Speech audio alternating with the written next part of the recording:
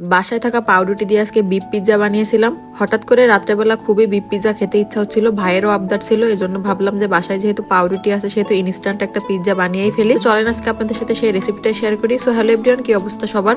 দেখেন আমি এই যে এক প্যাকেট পাউরুটি নিয়ে নিয়েছি। আসলে আমাদের বাসায় কম বেশি এই পাউরুটিটা সবসময় কেনাই থাকে। ভাবলাম যে আজকে ইনস্ট্যান্ট পাউরুটি দিয়ে পিৎজাটা বানিয়ে ফেলি। প্রথমে এই যে পাউরুটি গুলাকে ছিঁড়ে ছিঁড়ে আমি টুকরা টুকরা করে নিচ্ছিলাম, আর এর ভিতরে আমি হচ্ছে 2টা মুরগির ডিম অ্যাড করে দিয়েছিলাম। তারপর আমি দিয়েছিলাম পরিমাণ মতো দুধ দেওয়ার কারণে পাউরুটিটা ভিজে একদম গলে নরম হয়ে যাবে। আর সাথে দিয়েছিলাম কিছুটা পরিমাণ সুজি। পাউরুটিটা ঠিক যতটা দিবেন তার সাথে অ্যাডজাস্ট করে কিন্তু সুজিটা দিবেন। সুজির পরিমাণ কম হয়ে গেলে কিন্তু পিৎজাটা একদমই ভালো হবে না। সাথে আপনারা একটু বেকিং পাউডার অ্যাড করে নেবেন, না চাইলে স্কিপ করা যাবে। তো এই যে সবগুলো উপকরণ ভালোভাবে মিশিয়ে আমি এরকম একটা ডো তৈরি করে নিয়েছিলাম। আর সাথে নিয়েছিলাম কিছুটা পিস করা হচ্ছে গরুর মাংসের টুকরা। এগুলো একদম আমি ছোট ছোট পিস করে নিয়েছিলাম। আর এর ভিতর দিয়ে দিয়েছিলাম আদা রসুন বাটা, জিরা বাটা, তারপরে লবণ, হলুদের গুঁড়া আর মরিচের গুঁড়া।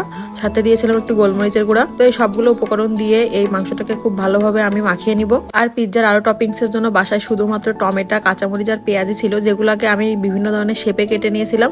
তো তারপর চলে গেছিলাম রান্নাঘরে। তো প্রথমে চুলাতে একটা প্যান বসিয়ে দিয়ে আমি হচ্ছে মাংসটাকে কিছুক্ষণ ভেজে নিব ভালো করে। মাংসের টুকরাগুলোকে আসলে রেস্টে রাখার কোনো প্রয়োজন নেই, কারণ মাংসের টুকরাগুলো অনেক বেশি ছোট ছোট কেটেছিলাম আমি।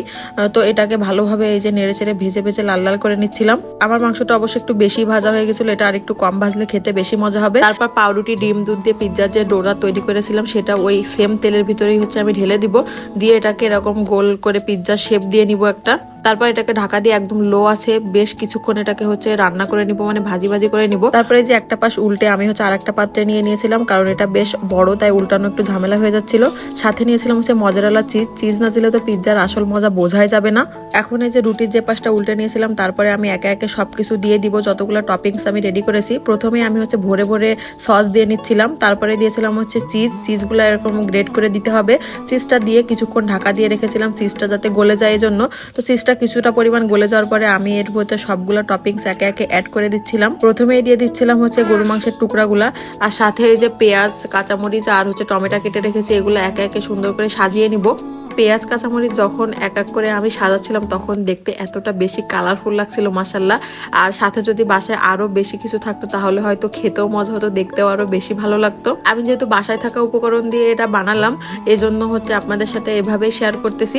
তো তারপরে সবগুলো টপিংস অ্যাড করা হয়ে গেলে আমি এটার উপর একদম ভরে ভরে চিজ দিয়ে দিয়েছিলাম, মানে একদম মন মতো করে, যাতে করে খেতে অনেক বেশি মজা হয়। আমি চাচ্ছিলাম এটার প্রতিটা বাইটে বাইটে যেন বেশি বেশি করে চিজ থাকে। ঠিক আমার মন মতো করেই হয়েছিল, একদম অনেক বেশি চিজ দিয়ে আমি পিৎজাটা রেডি করেছিলাম। আর এটাই ছিল হচ্ছে আমার পিৎজার ফাইনাল